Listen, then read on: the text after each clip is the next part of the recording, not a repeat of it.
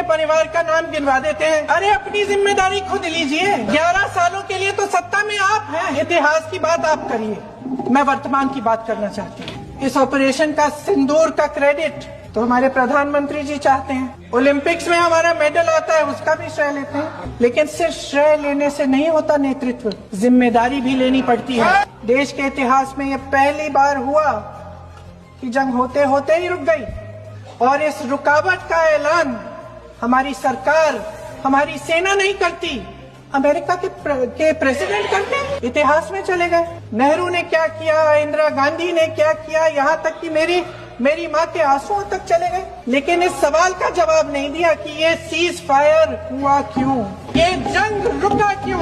गृह मंत्री महोदय ने यूपीए सरकार के समय के आतंकवादी हमले गिने तो लगभग 25 गिनवाए थे अभी अपने भाषण में।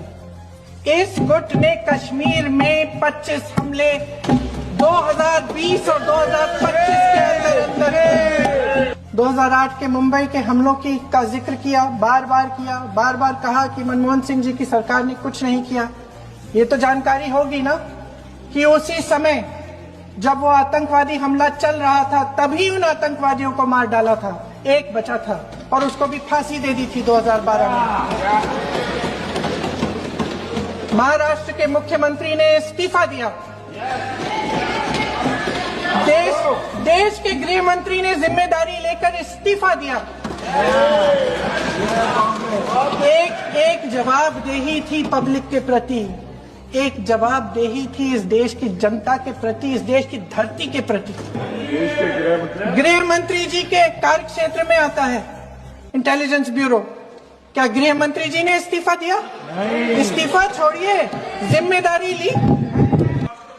गृह मंत्री महोदय श्री अमित शाह जी के नाक के नीचे पूरा मणिपुर जल गया, दिल्ली में दंगे हुए, पहलगाम में हमला हुआ, और आज भी वे उसी पद पर बैठे हैं। क्यों? मेरी माँ की आंसू की बात किए, मैं इसका जवाब देना चाहती हूँ। मेरी माँ के आंसू तब गिरे जब उनके पति को आतंकवादियों ने शहीद किया,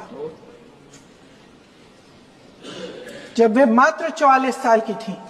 और आज अगर मैं इस सदन में खड़ी हूं और उन 26 लोगों की बात कर रही हूं, मैं इसलिए कर रही हूं क्योंकि मैं उनका दर्द जानती हूं, महसूस करती हूं।